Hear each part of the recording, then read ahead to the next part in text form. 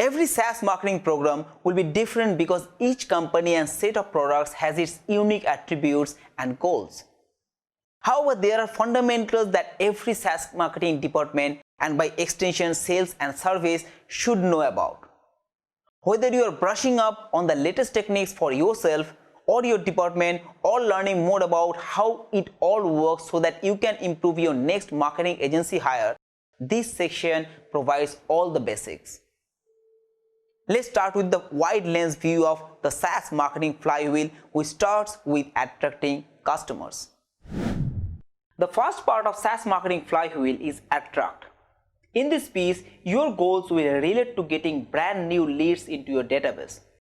Bringing in a ton of traffic is great, but it is only truly great if you are attracting the right traffic that is interested in your product.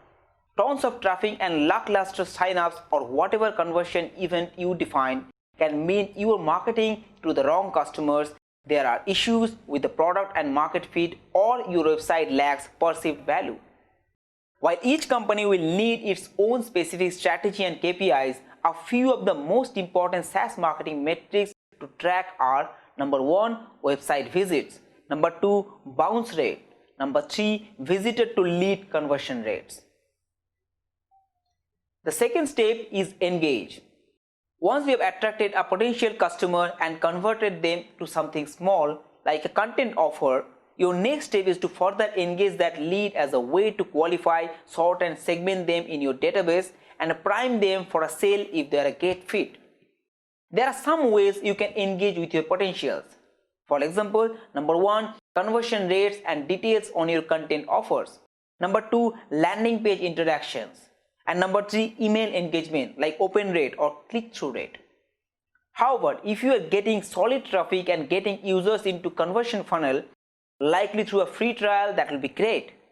But are they completing mission critical steps to extract value out of your product or service and then becoming paid customers? If the answer is no, you might have issues with your onboarding, or there can be some misalignment of your website information and the product's true value. You should be very careful about these issues in the engagement stage. The next stage is close. Your sales team typically oversees the close phase of your holistic inbound program, and along with marketing leadership pays close attention to metrics like number 1, customer acquisition cost, and number 2, customer lifetime value. This part is more associated with SaaS sales, but everything marketing does is meant to support sales and company growth. So it's important to remember just how intertwined the process of inbound can be. And the next stage is delight. The last stage in the inbound flywheel is to make your customers feel so included and happy they can't help but share everything they love about your company and solution. Typically overseen by your customer service team, this part of the flywheel helps you strive in improvements in subscription upgrades, reviews, survey results, and net promoter score. Acquiring new customers is much harder and more expensive than retaining existing customers. So don't make the mistakes of ignoring the customers you already have. Ideally, you want to prevent churn before it happens by providing amazing customer service and support, and identifying red flag metrics to proactively reduce churn.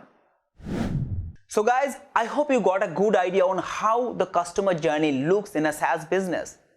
Now the next section is the most important section of this course, where I am going to discuss the marketing strategies that can help you multiply your website visitors traffic, generate more leads, close more deals, and exponentially increase your SaaS revenue generation.